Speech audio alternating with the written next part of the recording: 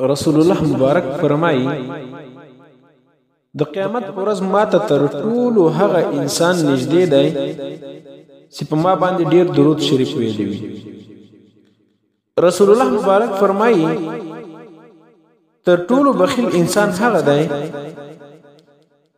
چې زمانو ورته یاد شي او دغه انسان په ما باندې درود شریف نه وایي. په بل ځای کې رسول الله مبارک فرمایي کم انسان چې پر ما باندې درود شریف وایي دغه درود شریف ماته د فرشتو په ذریعه سره راورسي.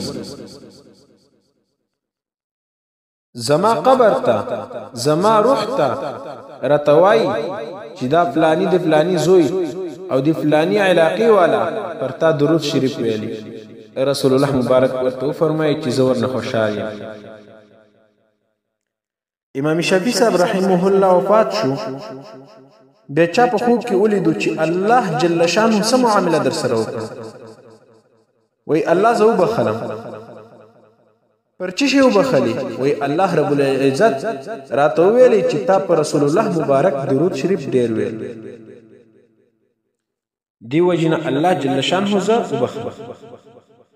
د الله رسول فرمایي جبرائیل علیه السلام ما ته ویلی چې الله ما ته د عرش نه غږ وکړو چې کوم انسان دی رسول الله مبارک نوم یاد کړي او درود شریف ونه وایي نو دغه انسان جهنمی ده.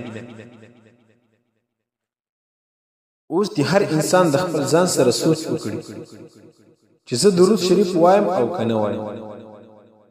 یو انسان به وایي چې زه درود شریف وایم رسول الله مبارک ته څه فایده رسوي؟ رسول الله مبارک ما ته مجبور دی یا محتاج دی؟ نه. نو بیا ولی وایي چې ته درود ونه وایي ته جهنمی؟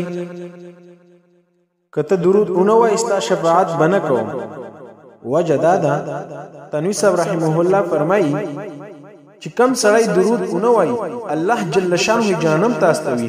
نو رسول الله مبارک دې خبره باندې خبر دی رسول الله ما او تا د جهنم نه راګرځوي ځکه ما او تا ته وایي چې ما باندې درود شریف وایي. نو دی وجنه محترم او عزتمندو چې موږ او تاسو د درود شریف اهتمام وکړو.